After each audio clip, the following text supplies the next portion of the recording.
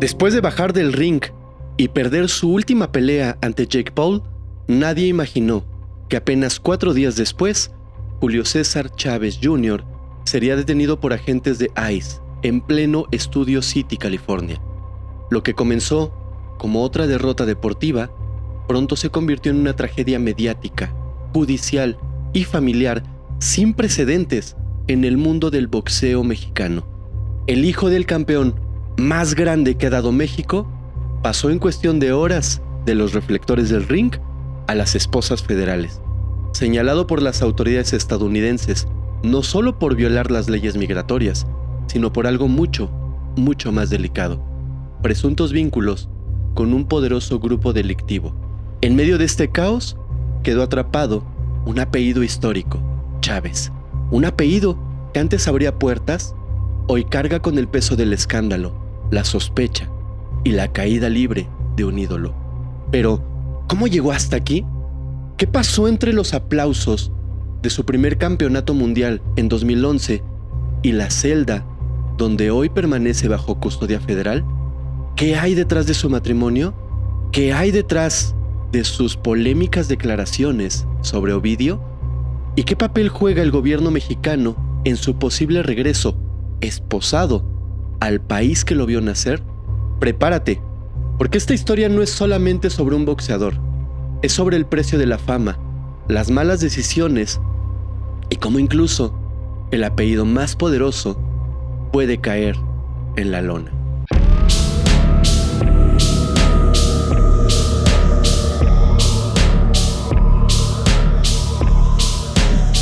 Bienvenidos a un nuevo capítulo de Criminalmente.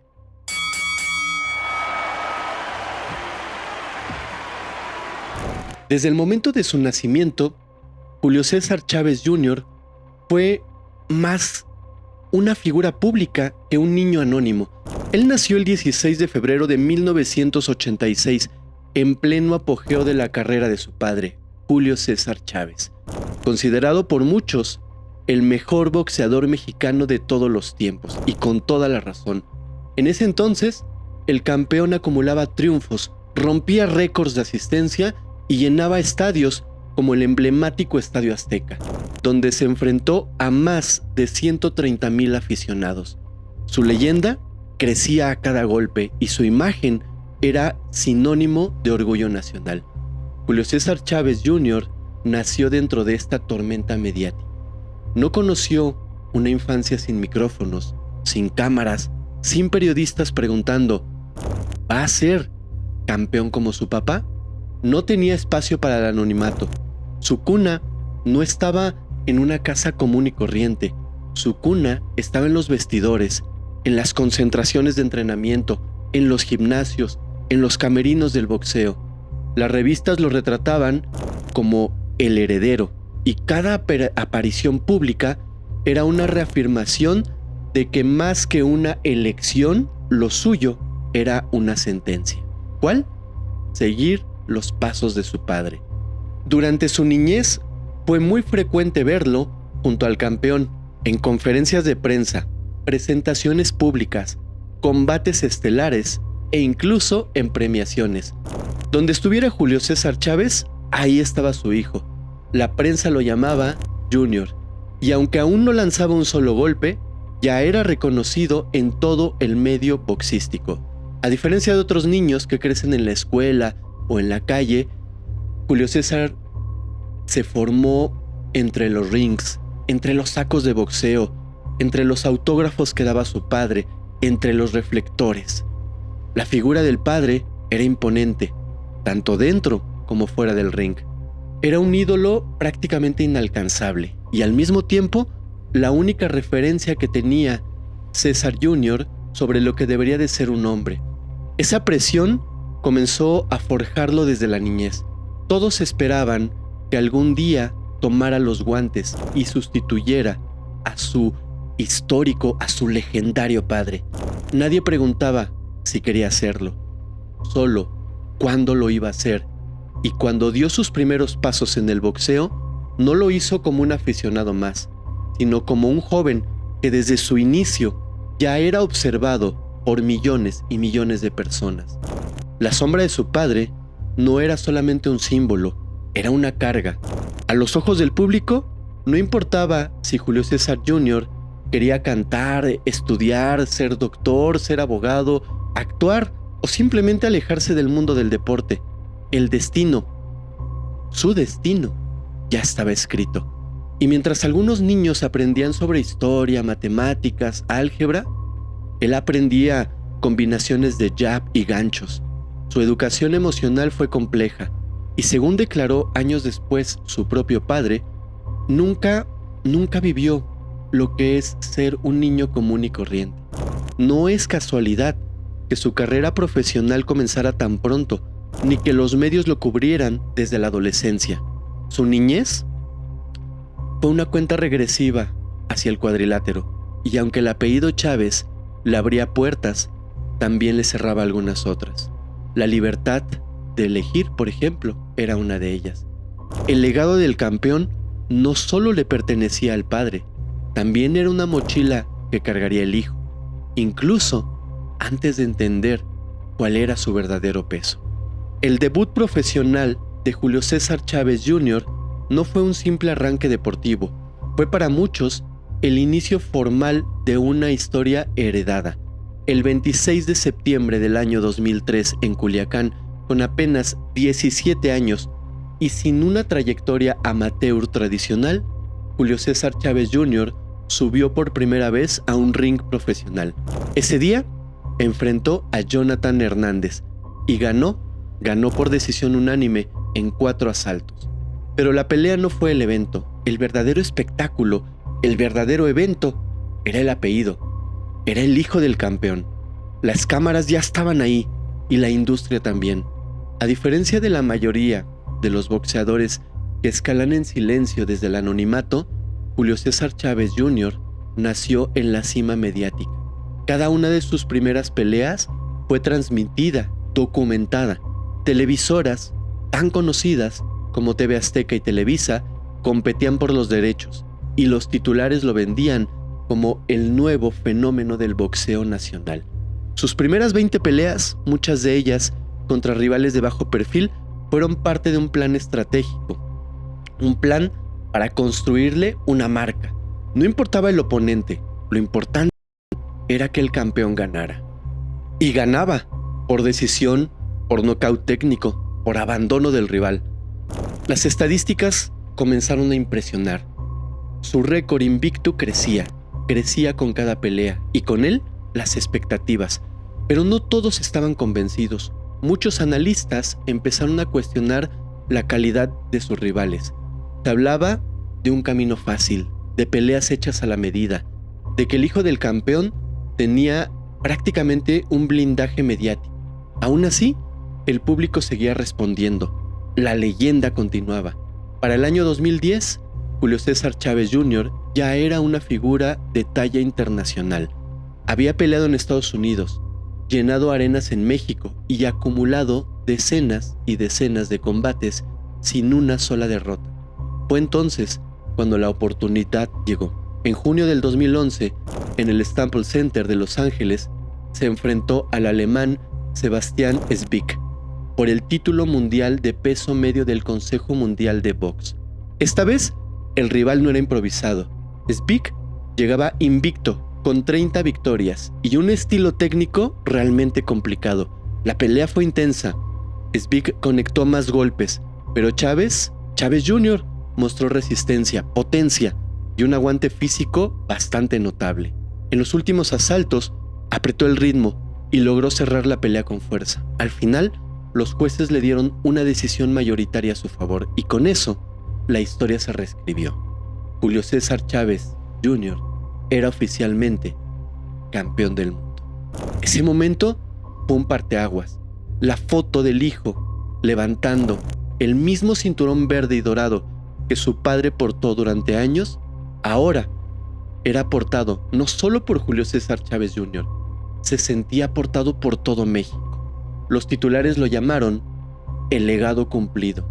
Era la coronación simbólica de una dinastía, pero también fue el inicio de un nuevo nivel de presión, porque con el título vinieron las exigencias reales. Ya no bastaba con ser el hijo del campeón. Ahora debía defender ese título. Cada golpe, cada entrenamiento, cada decisión sería juzgada, sería analizada con lupa. La consagración de 2011 no fue el final feliz. Realmente fue el principio de una cuenta regresiva. La cima estaba alcanzada. Lo que venía era el descenso.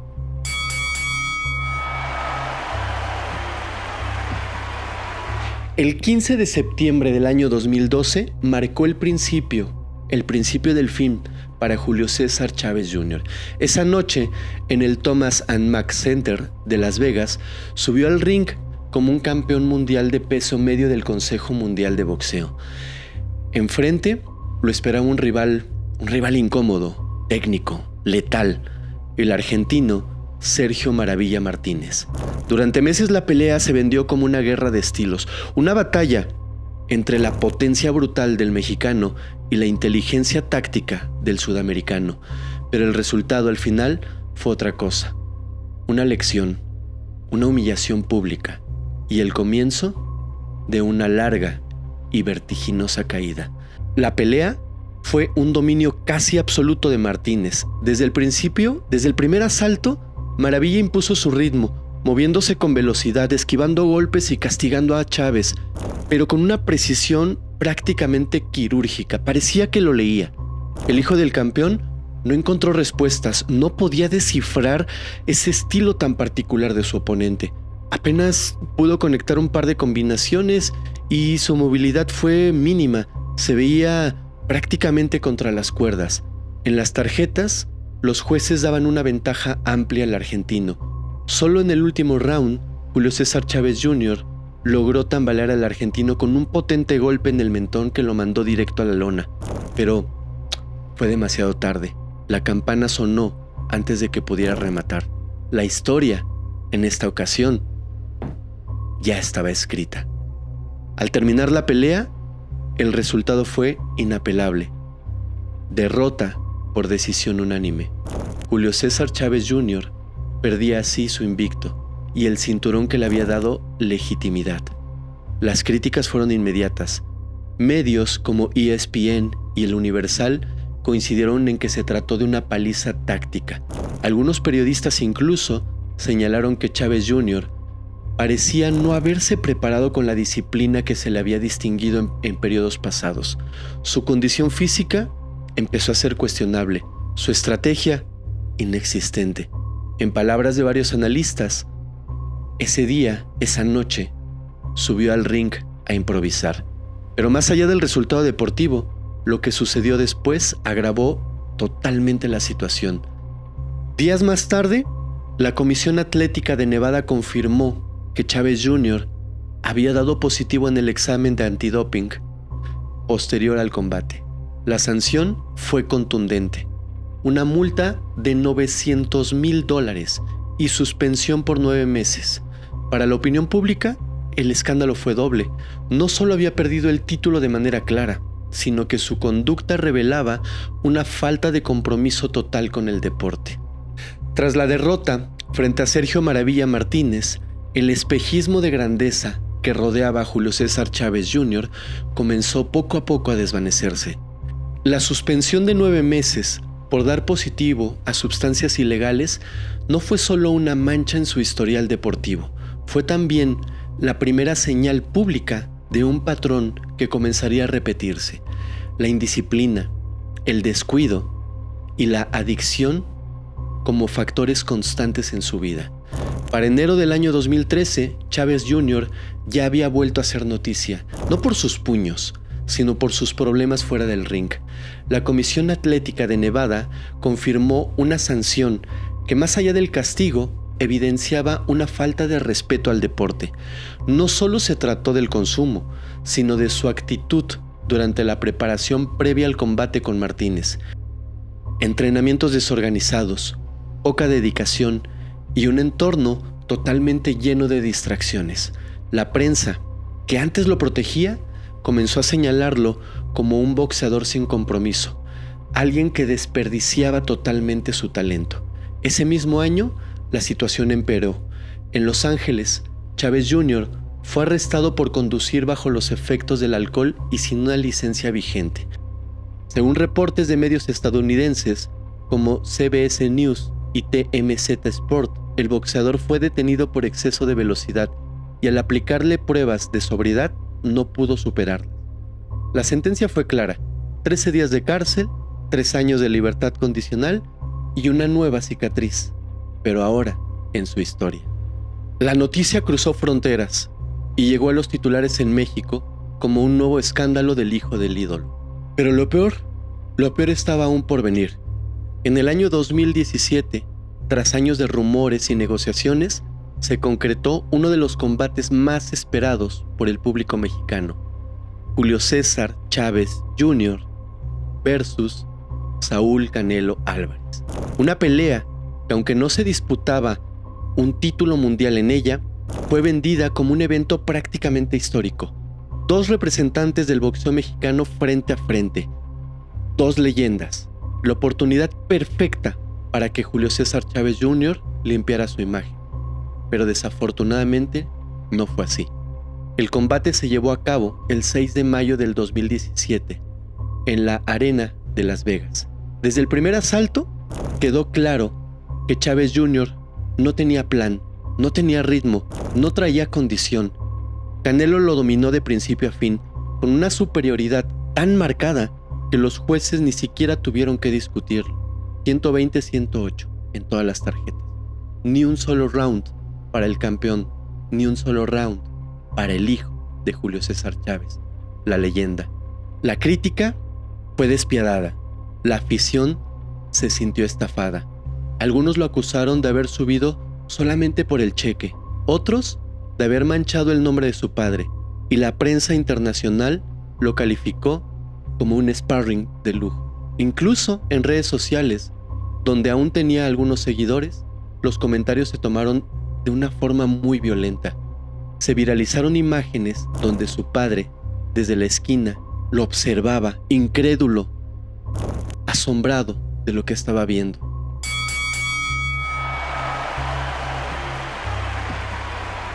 La caída de Julio César Chávez Jr. no solo fue visible dentro del ring. Fuera de él, su vida personal comenzó a desmoronarse de una forma pública y cada vez más preocupante. Lo que antes eran rumores en vestidores o comentarios discretos entre promotores, se empezó a transformar en un espectáculo mediático que los principales diarios y noticieros nacionales ya no podían ignorar. Chávez Jr. ya no era una figura prometedora, era una figura inestable, frágil y profundamente expuesta. Uno de los episodios más comentados ocurrió en el año 2016, cuando el propio Chávez Jr. utilizó sus redes sociales para acusar públicamente a su esposa, Frida Muñoz. La acusó de haberse llevado a su hija en contra de su voluntad. En un mensaje confuso, lleno de reproches y contradicciones, el boxeador insinuaba que su esposa lo había separado injustamente de su hija y que estaba atravesando una situación legal que no entendía. La reacción fue inmediata. Algunos medios tomaron sus declaraciones al pie de la letra, mientras que otros comenzaron a cuestionar su estado emocional. Fue su propio padre, Julio César Chávez, quien tuvo que intervenir. En una entrevista con medios nacionales e internacionales, desmintió las acusaciones. Aclaró que todo se trataba de un conflicto familiar interno, privado, y pidió respeto. El daño ya estaba hecho. El nombre de Chávez Jr. volvía a aparecer en los titulares, y no precisamente por su labor en el boxeo. Apenas un año después, en 2017, luego de la derrota contra Canelo Álvarez, se filtró un video que terminó de derrumbar su imagen pública. Las imágenes eran muy claras. Chávez Jr., visiblemente alcoholizado, acostado en una cama de un hotel, rodeado de varias mujeres en ropa interior, algunas de las cuales grababan mientras él lanzaba billetes al aire y balbuceaba cosas que no tenían sentido. El video se viralizó en cuestión de horas. Los noticieros los replicaron, los sitios deportivos lo compartieron como una nota roja, y en redes sociales no faltaron las burlas. Mientras Canelo celebraba su victoria con profesionalismo, Chávez Jr. era tema de memes y era tema de críticas en todas las redes sociales. La reacción de su padre fue una mezcla de vergüenza y resignación. En declaraciones posteriores admitió sentirse dolido por el comportamiento de su hijo y confesó que ya no sabía cómo ayudarlo. Fue entonces cuando tomó una decisión drástica: internarlo en una clínica de rehabilitación bajo su control. Julio César Chávez Jr.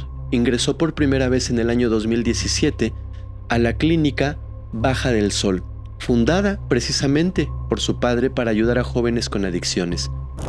No era una clínica común, era un intento desesperado de rescatar a un hijo que, a pesar de tenerlo absolutamente todo, parecía estar al borde del abismo. La estadía en la clínica no fue corta ni silenciosa. Medios como El Universal, TV Notas y Milenio documentaron su proceso de recuperación. Se hablaba de terapias intensivas, de aislamiento en redes sociales y de intentos por retomar el rumbo. Pero al salir, no hubo reinvención, no hubo regreso triunfal al cuadrilátero, solo silencio. Un silencio que en su caso, desafortunadamente, no era sinónimo de paz, sino más bien de una recaída. Esa etapa marcó el inicio de una dinámica que se repetía varias veces: escándalo público, internamiento, aparente recuperación y, una vez más, una recaída. El ciclo del autoboicot había comenzado y, en el fondo, parecía que ya no peleaba contra rivales. Más bien, era una pelea interna, una pelea contra sí mismo. Para el año 2019, la figura de Julio César Chávez Jr. ya se encontraba lejos de los cuadriláteros y mucho más cerca de los titulares judiciales. Su carrera como boxeador, aunque técnicamente activa, era ya una sombra errática, marcada más por ausencias, cancelaciones y escándalos que por combates reales.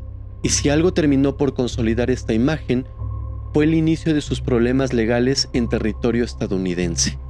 Ese mismo año, medios como Los Angeles Times y TMZ Sport reportaron su detención por conducir bajo los efectos del alcohol en California una vez más.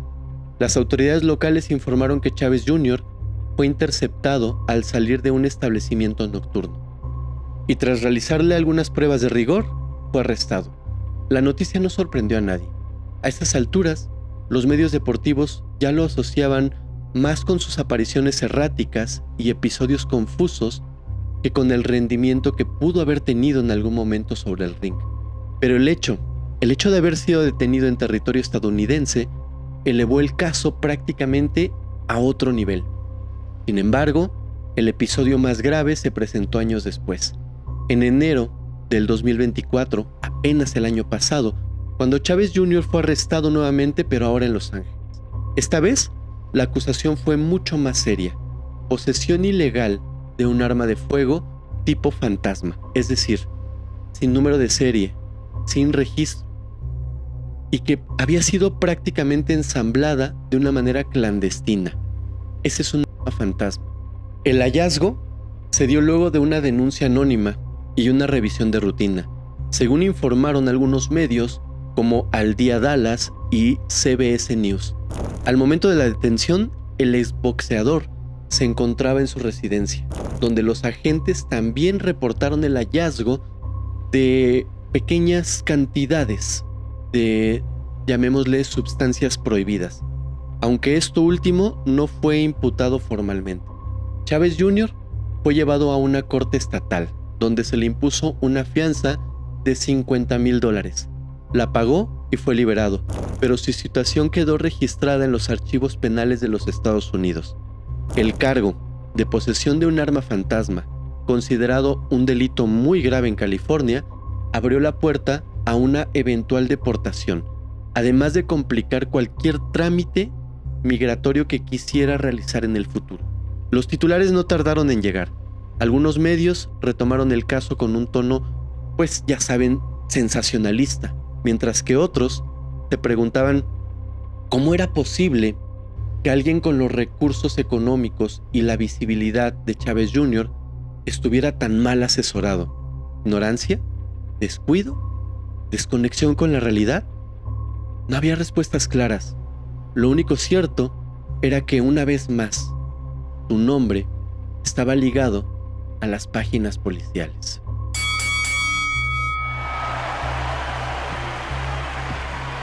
Mientras en Estados Unidos se acumulaban los reportes de arrestos, multas y violaciones migratorias, en México las cosas no estaban tranquilas tampoco para Julio César Chávez Jr.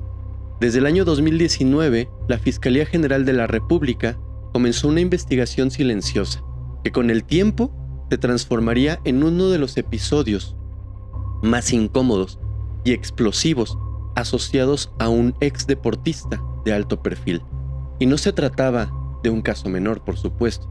Según lo reportado por medios como El País y Milenio, la FGR abrió una carpeta de investigación en la que se vinculaba a Chávez Jr. con delitos relacionados con delincuencia organizada, tráfico de armas y municiones. Fuentes cercanas al expediente indicaron que la línea de investigación principal se centraba en posibles conexiones logísticas y financieras entre Chávez Jr. y operadores de un poderoso cártel en México.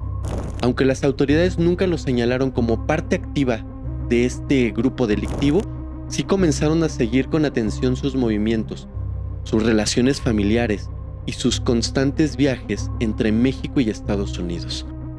El detonante, según algunos reporteros, habría sido su matrimonio con Frida Muñoz. ¿Pero quién es Frida Muñoz? Pues Frida es ex esposa de Edgar Guzmán. Edgar, hijo de Joaquín El Chapo Guzmán. La relación de Chávez Jr. con Frida no solo lo conectaba sentimentalmente con la familia Guzmán, sino que, a ojos de la fiscalía, lo ponía en una posición sumamente delicada, la de alguien con acceso, contactos y conocimiento directo de una de las estructuras criminales más poderosas de América Latina. A esto se sumaron intercepciones telefónicas, registros migratorios y reportes financieros que, según algunas fuentes citadas por Reforma, mostraban movimientos inusuales de dinero en cuentas vinculadas a Chávez Jr. o incluso a personas muy cercanas en su entorno. Aunque nunca se le imputaron cargos formales en ese momento, el expediente fue creciendo poco a poco hasta convertirse en el año 2023 en una orden de aprehensión federal. No lo sabían entonces, pero lo que se estaba gestando desde el 2019 estallaría en pocos años después. Y ya no habría cuadrilátero, ya no habría apellido, ya no habría reflectores, ya no habría nada ni nadie que pudiera defenderlo. Para el año 2022, Julio César Chávez Jr. ya no era visto como el heredero rebelde de una leyenda, sino más bien como una figura polémica que oscilaba entre el escándalo mediático y las sombras del crimen organizado. Fue en este periodo que sus declaraciones públicas comenzaron a encender alarmas en los medios nacionales e internacionales, abriendo prácticamente una caja de Pandora que expondría los lazos más incómodos de su entorno personal. Uno de los momentos más controvertidos ocurrió durante una transmisión en vivo a través de sus redes sociales. En una dinámica informal y visiblemente alterado, Chávez Jr. mencionó a Ovidio Guzmán. En esa ocasión, sin medir consecuencias y ante miles y miles de espectadores, Chávez Jr. dijo que Ovidio era una buena persona y que muchos lo juzgaban sin conocerlo. Este clip se viralizó obviamente en toda la red y generó una ola de reacciones. Diversos medios como Infobae, Proceso y El Universal replicaron el fragmento y destacaron lo que para muchos parecía una especie de blanqueamiento de imagen hacia uno de los criminales más buscados en ese momento por la DEA. Aquellas palabras no pasaron desapercibidas. Según reportes del Departamento de Seguridad Nacional, retomados por USA Today Sport, todas estas declaraciones públicas fueron grabadas y fueron además uno de los factores que llevaron a vincular formalmente a Chávez Jr. con posibles nexos con el cártel. Aunque el propio Chávez Jr. nunca confirmó una relación directa con Ovidio, su cercanía familiar con Frida Muñoz, ex esposa de Edgar Guzmán, reforzaba la idea de que no se trataba de simples coincidencias. Mientras tanto, su salud mental y emocional comenzaba a deteriorarse de una forma más notoria. A finales del año 2022, el ex campeón fue internado nuevamente en la clínica de rehabilitación de su padre, Julio César Chávez, después de que circularan videos donde se le veía desorientado, hablando solo o lanzando mensajes crípticos en sus redes.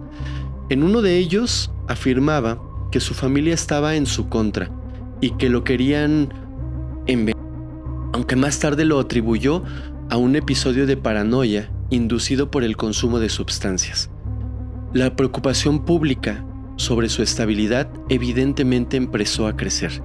Diversos medios señalaron que las recaídas constantes en el uso de sustancias y alcohol coincidían con su periodo más cercano a ciertos personajes vinculados al crimen. El periodista Héctor de Mauleón, en su columna del Universal, escribió que Chávez Jr. no es un delincuente, pero vive demasiado cerca del fuego. Una frase que resumía el dilema.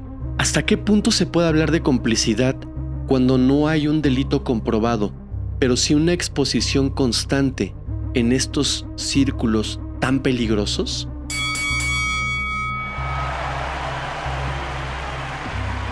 En abril del año 2024, Julio César Chávez Jr. buscó obtener la residencia permanente en Estados Unidos mediante su matrimonio con Frida Muñoz, con quien se había casado en el año 2020. Aunque esta estrategia suele ser muy común en muchos casos, el caso específico de Chávez fue examinado con lupa por el Departamento de Ciudadanía e Inmigración, que detectó inconsistencias en su solicitud y además en sus antecedentes. Según reportes de medios como Los Angeles Times y Univision, la petición fue rechazada por contener declaraciones falsas y omisiones graves. Entre los factores determinantes estuvieron obviamente sus arrestos previos, su historial de adicciones y una investigación abierta en México. Además, la relación con Frida Muñoz levantó sospechas adicionales. Ella, como ya lo dijimos, había sido pareja de Edgar Guzmán López. Aunque no se le imputaron cargos, ese vínculo familiar generó preocupación en agencias como el DHS. Una fuente citada por Telemundo indicó que el matrimonio presentaba, llamémosle, elementos sospechosos y no cumplía con los estándares de buena fe. Chávez Jr. también habría ocultado antecedentes legales y había dado respuestas contradictorias durante entrevistas migratorias, lo que derivó que su caso fuera catalogado como un fraude migratorio. Con la solicitud rechazada y sin una vía legal clara para regularizar su situación, Chávez Jr. quedó atrapado en un limbo jurídico. Su estancia pasó a ser considerada prácticamente ilegal y la amenaza de deportación comenzó a materializarse.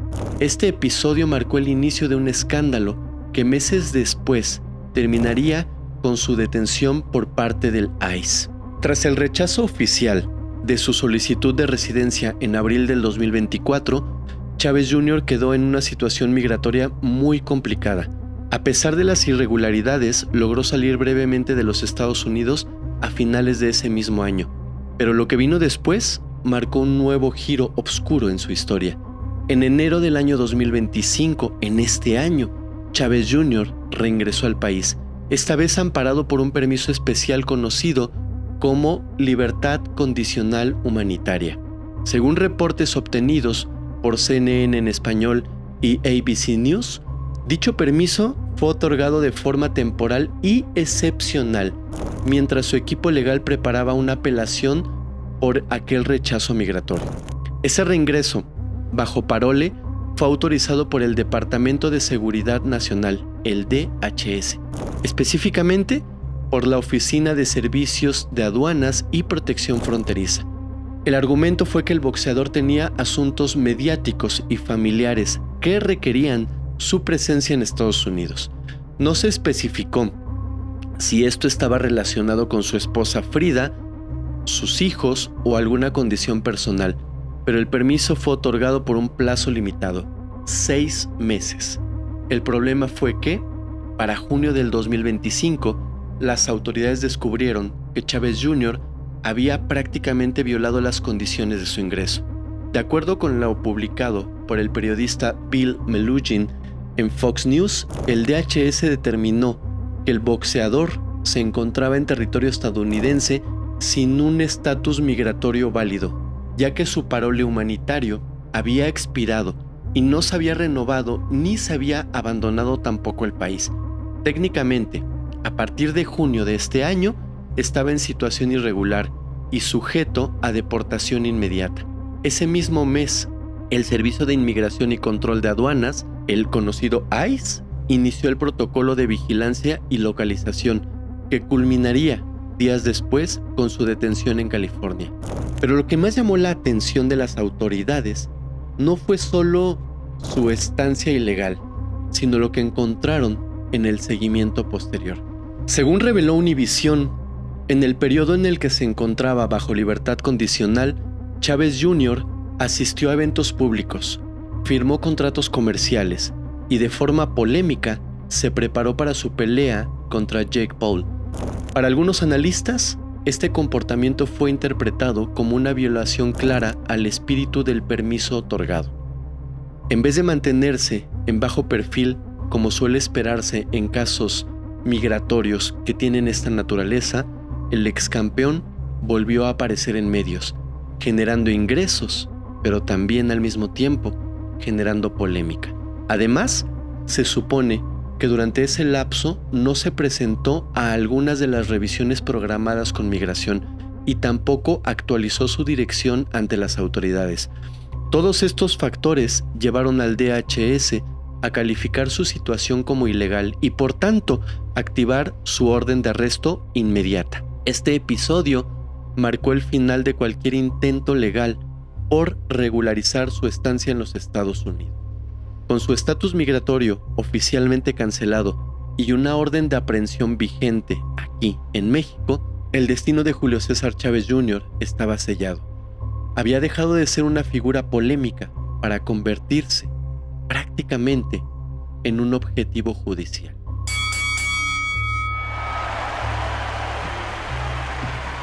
El 28 de junio del año 2025, apenas 4 días antes de ser detenido por el ICE, Julio César Chávez Jr. subió una vez más al ring. Esta vez no lo hacía para defender un título, ni para redimirse ante la crítica. Lo hacía, según sus propias palabras, días antes del combate, para demostrar que todavía tenía lo necesario. Pero lo que ocurrió esa noche terminó convirtiéndose en la confirmación pública de que una caída que llevaba años gestándose aún seguía vigente. El rival no era un campeón ni un boxeador consolidado. Era Jake Paul, una figura nacida en YouTube, conocido tanto por sus polémicas como por su incursión en el boxeo de exhibición. Lo que para muchos parecía una pelea mediática más, terminó convirtiéndose en una exhibición cruda del deterioro físico y emocional del hijo del gran campeón. Desde el primer asalto, las señales fueron claras. Chávez Jr. se movía lento, sin fuerza en sus combinaciones, su rostro delgado y desmejorado. Parecía ajeno al entorno competitivo en el que alguna vez reinó. Jake Paul, sin ser un boxeador técnico ni mucho menos brillante, conectó golpes con facilidad y controló el ritmo del combate. Lo que debía ser una pelea cerrada, terminó con una decisión unánime a favor del influencer, y con un Julio César Chávez Jr. visiblemente desconectado de la realidad. Medios como ESPN Deportes, Box Azteca y algunos otros coincidieron en un punto. Chávez Jr. no debió haber subido al ring. Las dudas sobre su preparación, su estado mental y su estabilidad física se apoderaron de las crónicas del día siguiente. Algunos reportes incluso señalaron que había entrenado muy poco, que su equipo había intentado cancelar la pelea en 2 ocasiones y que su situación legal ya estaba tensando los días previos al combate. Pero lo más duro vino después de la pelea. Jake Paul, sin filtros, utilizó la rueda de prensa posterior para burlarse del mexicano. Dijo que había sido más difícil enfrentar a su sparring que a Chávez Jr. y aprovechó la atención mediática para atacar a figuras como Canelo Álvarez, insinuando que el legado de los Chávez prácticamente estaba muerto. En redes sociales, el impacto fue inmediato. La derrota no solo dolió por el marcador, sino porque terminó de romper la imagen de un campeón que ya estaba caído. En X, Instagram y TikTok circularon miles de clips del combate, donde usuarios se preguntaban si Chávez Jr. realmente había estado preparándose previo a este encuentro, si realmente tenía las condiciones necesarias para pelear. Algunos incluso lo acusaron de venderse. Otros hablaron de una pantalla para evadir temas legales. Y otros más simplemente lamentaron ver al hijo de Julio César Chávez, el campeón, en ese estado. Esa noche, sin saberlo, Chávez Jr. no solo perdió una pelea, perdió la última oportunidad de reivindicarse en el único lugar donde alguna vez fue intocable, el ring. 4 días después, su nombre ya no estaría en las secciones deportivas, sino en los encabezados judiciales. Tras la derrota de Julio César Chávez Jr. ante Jake Paul, no fueron los jueces los únicos que emitieron un veredicto. La opinión pública, las redes sociales y los medios especializados también lo hicieron, y no mostraron piedad. Lo que comenzó como un evento promocionado, casi como una exhibición, terminó convertido en un linchamiento mediático, donde la imagen del ex campeón fue destrozada sin miramientos. Periodistas deportivos como David Faitelson, Salvador Rodríguez y Ernesto Amador coincidieron en algo totalmente inusual. Más allá del resultado, lo preocupante fue el estado en el que Chávez Jr. subió al ring. Desde ESPN hasta Azteca Deportes, el análisis fue implacable. Lentitud en sus movimientos, mirada dispersa, flaqueza evidente y, sobre todo, una ausencia total de espíritu competitivo. Ese no era un boxeador profesional, se leía en cientos de publicaciones en redes. Algunos incluso aseguraban que había estado en ese momento bajo el efecto de sustancias, algo que no fue comprobado. Otros, con teorías más elaboradas, insinuaban que su entorno sabía que no estaba en condiciones y aún así lo empujaron a pelear. Lo que sí fue evidente fue el deterioro físico del peleador. Un rostro demacrado, una pérdida muscular sumamente marcada también, y una expresión completamente apagada. En paralelo, se viralizaron antiguos clips donde Chávez Jr. aparecía divagando en transmisiones en vivo, afirmando incoherencias o hablando solo. Uno de los videos, compartido por miles de personas, lo mostraba hablando de teorías de conspiración sobre la industria del boxeo, en lo que muchos interpretaron como signos de inestabilidad emocional. Psicólogos deportivos, entrevistados por medios como Milenio y Record, sugirieron que Chávez Jr. podría estar enfrentando un cuadro de salud mental no atendido, derivado de su larga lucha contra las adicciones. Jake Paul, fiel a su estilo provocador, no se contuvo. Tras la pelea, declaró que había sido como pelear contra una sombra y que los verdaderos boxeadores mexicanos estaban extinguiéndose. Sus palabras incendiaron aún más las redes sociales, donde el público mexicano, dividido, oscilaba entre la burla, la preocupación, pero también la vergüenza nacional. Para muchos, la pelea no fue más que una muestra pública del colapso de alguien que alguna vez fue una promesa del boxeo mundial, pero para otros fue la confirmación de que Chávez Jr. ya no tenía control sobre su vida. El contraste con su padre, el legendario Julio César Chávez, se hizo aún más doloroso. Mientras uno era sinónimo de disciplina, de gloria, el otro parecía atrapado en un ciclo autodestructivo del que no sabía cómo salir. La prensa internacional también reaccionó. Medios como The Guardian, USA Today Sport y ESPN, en su versión inglesa, retomaron el caso como ejemplo de lo que ocurrió o lo que ocurre cuando el talento no va acompañado de estabilidad emocional. Lo llamaron una tragedia del boxeo moderno, un símbolo del fracaso de quienes, a pesar de tenerlo todo, absolutamente todo, no logran sostenerse. Y así, en cuestión de horas, el nombre de Chávez Jr. dejó de estar ligado al deporte y pasó a ser un caso de estudio en el drama humano. No se habla de técnica, ni tampoco se habla de estrategia. Se habla de salud mental, decadencia y de un hombre que se estaba desmoronando prácticamente frente a todos.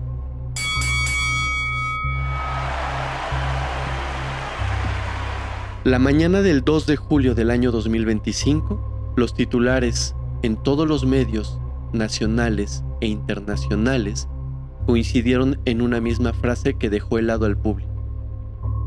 Julio César Chávez Jr., detenido por autoridades migratorias en California. La escena ocurrió en Studio City, un exclusivo barrio del área metropolitana de Los Ángeles. Agentes del Servicio de Inmigración y Control de Aduanas de Estados Unidos, mejor conocido como ICE, ejecutaron el arresto sin mayores contratiempos. Pero la noticia, lejos de ser una simple cuestión migratoria, destaparía algo mucho más profundo y delicado. Según el reporte oficial de ICE, Chávez Jr. había ingresado a Estados Unidos el 15 de agosto del 2023 con una visa turista tipo B2, misma que había vencido en febrero del 2024. Desde entonces, su permanencia en el país era considerada de manera ilegal. La oficina del Departamento de Seguridad Nacional clasificó su detención como parte de un procedimiento rutinario de cumplimiento migratorio. Sin embargo, conforme pasaron las horas, la narrativa fue adquiriendo un cargo mucho más grave. La prensa estadounidense, incluyendo medios tan conocidos como USA Today Sport y NBC News, reveló que el proceso en contra del exboxeador no solo contemplaba su salida inmediata del país por cuestiones migratorias, sino que estaba siendo vinculado a una investigación federal más amplia relacionado con crímenes organizados y posible vínculo con el tan conocido, el de Sinaloa. La información fue citada por fuentes anónimas del DHS, lo que levantó sospechas sobre si Chávez Jr. estaba siendo considerado una pieza de interés más allá del ámbito deportivo. Durante su detención, Chávez Jr. fue trasladado al centro de detención del DHS en el condado de Hidalgo, en Texas, un punto estratégico donde ICE concentra a personas con procesos de deportación acelerada, sobre todo cuando hay delitos federales pendientes en México. Fue ahí donde se le notificó que su expulsión del país no sería por las vías normales, sino más bien bajo el Fast Track Deportation Program, que se aplica a individuos con antecedentes o causas judiciales abiertas en sus países de origen. Según lo reportado por varios medios como lo es Proceso y El Universal, autoridades mexicanas ya habían sido alertadas de que Chávez Jr. sería enviado de regreso en calidad de detenido, ya que desde marzo del año 2023 existía una orden de aprehensión en su contra, emitida por la Fiscalía General de la República. Esa orden lo vincula con tráfico de armas, explosivos y participación en estructuras delictivas, lo que para algunos pudo parecer un arresto más por permanecer solamente en Estados Unidos sin papeles vigentes, muy pronto se transformó en una tormenta política y mediática. La administración de Trump utilizó el caso para reforzar su política de tolerancia cero contra figuras con presuntos nexos criminales, mientras que en México, la presidenta Claudia Sheinbaum confirmó públicamente la colaboración entre ambos países para facilitar su repatriación y posterior enjuiciamiento. La caída de Chávez Jr. había dejado de ser solo deportiva o personal. En ese momento, cruzaba ya las fronteras diplomáticas y judiciales, y su nombre, el mismo que alguna vez adornó cinturones mundiales, pasaba a ocupar un lugar incómodo en la lista de personas buscadas por delitos de alto impacto. La decisión de trasladarlo directamente a Hidalgo, Texas, no fue casualidad. De acuerdo con declaraciones recogidas por distintos medios nacionales e internacionales, su situación legal era mucho más compleja que la de un simple turista con una visa vencida. En paralelo, las autoridades mexicanas ya habían emitido una orden de aprehensión desde el año 2023. La custodia en Texas se había convertido entonces en el preludio de un proceso de deportación acelerada, amparado en acuerdos de cooperación bilateral entre México y Estados Unidos. Este tipo de procedimientos, según analistas legales citados por varios medios, se activa cuando existen cargos criminales que pueden ser procesados con mayor celeridad por el país solicitante, en este caso México, sobre todo cuando se busca evitar litigios largos y costosos en tribunales migratorios estadounidenses. La presidenta Claudia Sheinbaum confirmó en conferencia de prensa que existía plena coordinación con el gobierno estadounidense para traer de vuelta a Chávez Jr. a territorio mexicano y así someterlo a un juicio. Mientras tanto, en Texas, Chávez Jr. permanecía recluido bajo vigilancia. Medios internacionales informaron que su abogado, Michael Goldstein, buscaba frenar la deportación argumentando que no existían garantías suficientes para un juicio justo en México y que su cliente podría convertirse en un chivo expiatorio por su notoriedad pública. No obstante, fuentes del DHS aseguraron que Chávez Jr. no contaba con ningún tipo de inmunidad legal ni argumento válido para evitar su retorno, dado el historial acumulado en su expediente. Por su parte, la FGR en México emitió un comunicado señalando que los cargos contra Chávez Jr. no eran nuevos, eran más bien el resultado de una investigación iniciada en el año 2019, pero no había podido concretarse por su constante cambio de residencia y sus estancias prolongadas en el extranjero. Su detención en Estados Unidos, lejos de haber sido casual, respondía a una solicitud formal de un seguimiento judicial. O sea, nada de esto fue casualidad. El proceso de deportación en este contexto no solo obedecía a su estatus migratorio irregular, sino a la presión de una carpeta de investigación en México que lo señalaba como posible colaborador logístico de una red criminal con conexiones profundas, cuya identidad hasta ese momento no había sido revelada públicamente. Al interior del penal migratorio de Texas, la figura del antes campeón mundial se empezaba a desdibujar. Su pasado en el ring ya no bastaba para detener la maquinaria judicial que ahora lo perseguía. Y en ambos lados de las fronteras, la pregunta ya no era si regresaría a México, sino más bien cuándo, cómo y bajo qué condiciones enfrentaría el peso completo de la ley.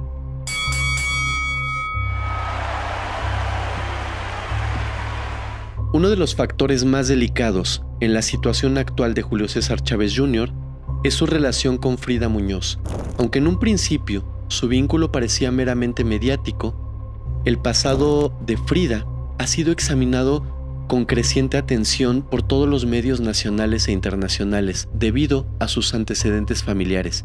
Frida, como ya lo vimos anteriormente, fue pareja de Edgar Guzmán, hijo del Chapo Guzmán, a quien le arrebataron dolorosamente la vida en el año 2008 en un atentado. Con Edgar tuvo una hija, Frida Sofía Guzmán. Años después, contrajo matrimonio con Chávez Jr. y su relación ha sido ampliamente documentada en medios del espectáculo.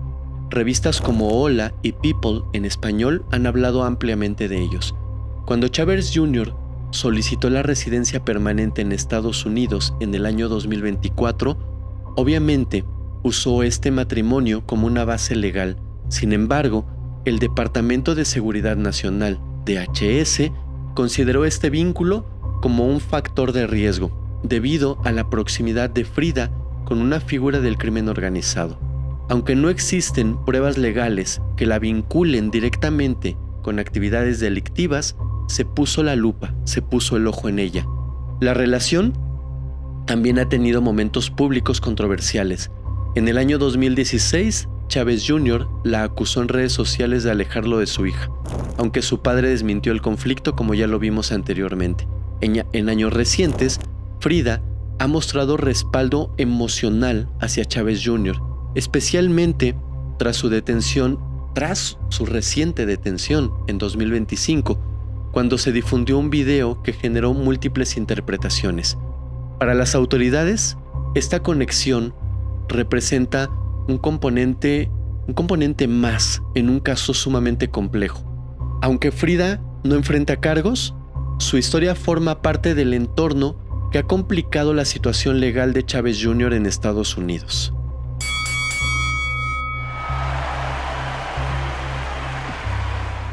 El 3 de julio del año 2025, un día después de la detención de Julio César Chávez Jr.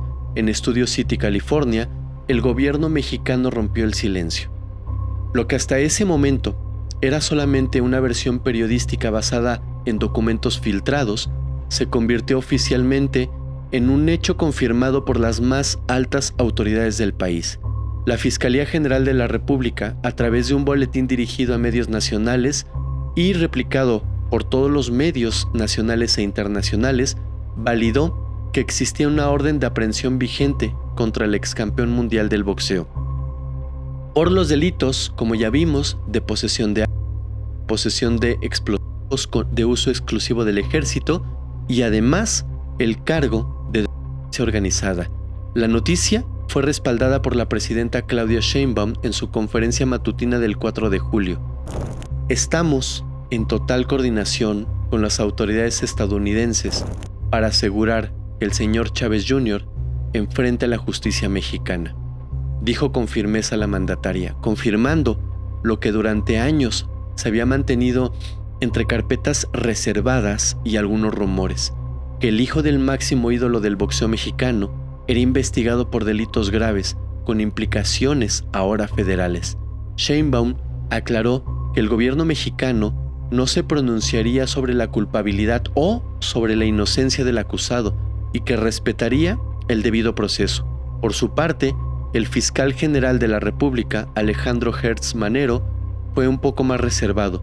A través de un comunicado institucional, confirmó que la orden de aprehensión contra Chávez Jr. estaba activa desde marzo del 2023, derivada de una investigación que se remonta al 2019.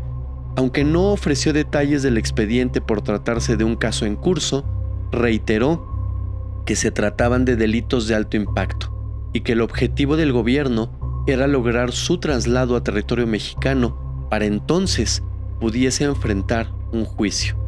Dentro del mismo contexto del Instituto Nacional de Migración, emitió una ficha roja de seguimiento confirmando que Chávez Jr. sería recibido en México bajo custodia inmediata de la FGR, en caso de concretarse obviamente su deportación. Y aunque todavía faltaban días para que eso ocurriera, la maquinaria judicial en México ya estaba en total marcha. Para muchos, esta confirmación fue el punto sin retorno, ya que no se trataba de un escándalo familiar, ya que no se trataba de peleas fallidas o declaraciones imprudentes. El caso había escalado hasta el máximo nivel institucional. Julio César Chávez Jr. ya no era solamente el hijo del campeón, ahora era oficialmente un prófugo con cargos muy graves en la mira, no solamente del gobierno estadounidense, ahora también del gobierno mexicano. Cuando la Fiscalía General de la República confirmó públicamente la orden de aprehensión contra Chávez Jr., también quedó claro que las acusaciones que enfrentaba no eran menores.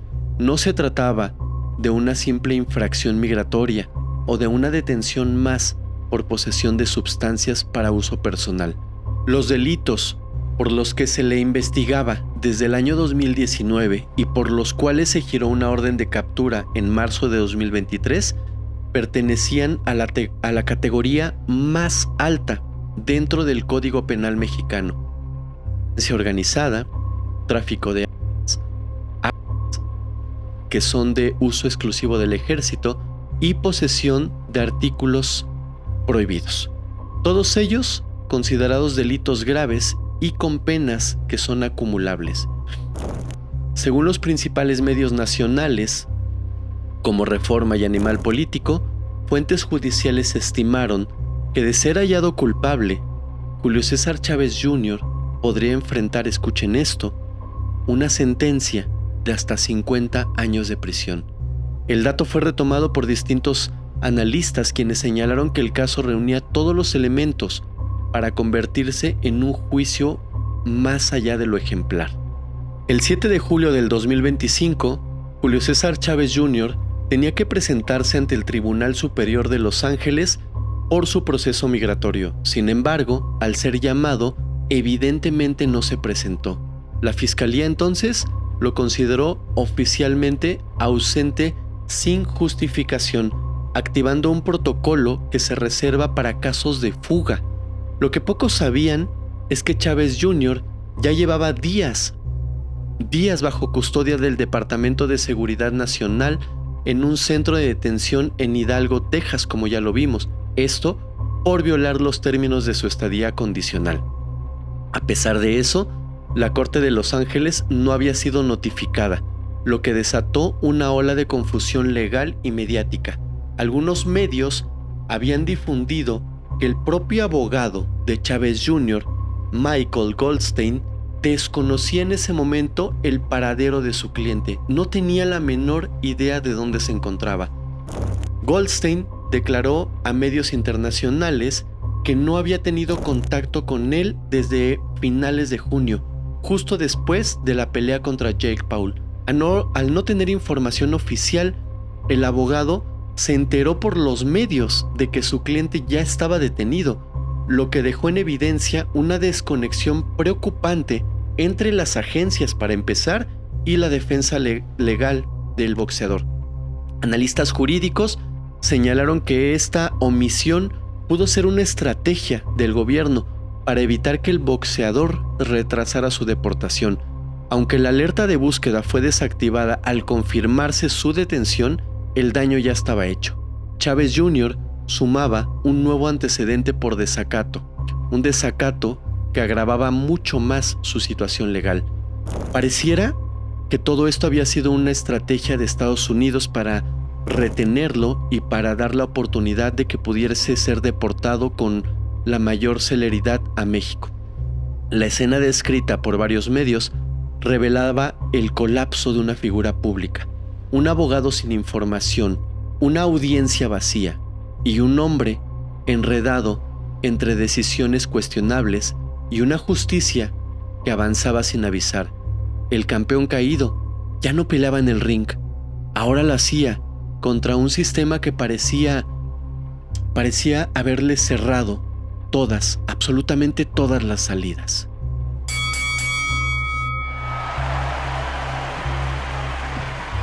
Al día de hoy, justo cuando grabamos este blog, Chávez Jr. permanece detenido por el Servicio de Inmigración y Control de Aduanas en un centro de detención ubicado en Hidalgo, Texas.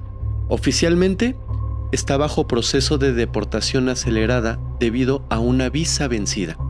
Pero más allá del trámite migratorio, la verdadera cuenta regresiva es legal y también es política.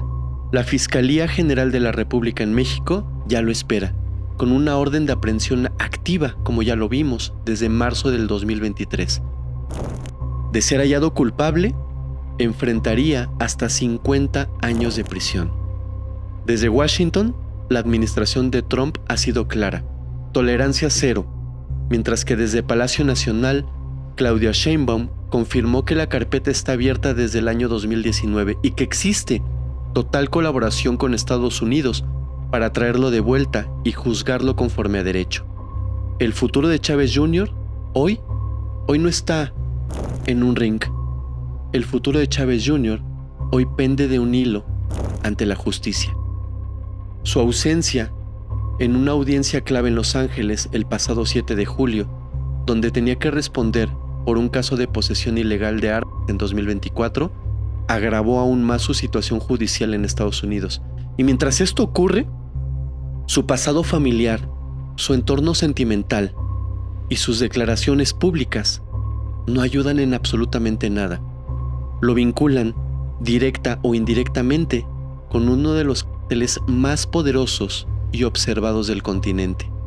Las preguntas son claras. ¿Será deportado en cuestión de días? ¿Acaso se le permitirá permanecer en Estados Unidos bajo una nueva condición legal? ¿O será finalmente el caso emblemático que una los intereses judiciales de ambos gobiernos en medio de tensiones migratorias? Hoy, el hombre que una vez fue llamado a ser la leyenda heredera del boxeo mexicano, camina esposado y bajo vigilancia, no hacia el ring, sino hacia el banquillo de los acusados. El apellido ya no lo protege, la fama ya no lo blinda, y la gloria es así, parece haberlo abandonado por completo. Amigos, hasta aquí el blog del día de hoy. Recuerden, yo soy su amigo Fermex y los invito a suscribirse a Criminalmente. Activen la campanita para que no se pierdan nuestro contenido semanal. Nos vemos la próxima semana en otro capítulo más de Historial Criminal, donde juntos exploraremos las historias que merecen ser contadas. Muchas gracias. Hola comunidad, ¿cómo están? Oigan, últimamente hemos recibido cada vez más mensajes de ustedes diciéndonos que no se enteran de nuestros estrenos y actualizaciones a pesar de ser suscriptores en YouTube de nuestro canal Criminalmente. Hoy les traigo un pequeño tutorial súper rápido además para resolver este problema y muy sencillo. Hay que activar todas las notificaciones de nuestro canal porque a veces YouTube no les avisa de nuestros nuevos episodios por una cuestión meramente de configuración, pero con estos sencillos pasos estarán siempre en primera fila para cada estreno. Número 1. Nos vamos al canal de Criminalmente. Número 2. Encontraremos la campanita que está muy cerca del logo de Criminalmente o debajo de cada video. Número 3. Le vamos a dar clic en la campanita y en el menú que se despliega vamos a seleccionar la opción o palabra que dice todas. Listo. A partir de ahora te deben de llegar todas las notificaciones. De esta forma estarán conectados con cada historia que subamos. Comunidad, de verdad, muchas gracias por ser parte de Criminalmente y por tomarse este momento para activar las notificaciones. Con esta sencilla acción se aseguran de no perderse ningún post, avance, capítulo y estreno en vivo de Criminalmente, donde semana a semana exploraremos juntos las historias que merecen ser contadas.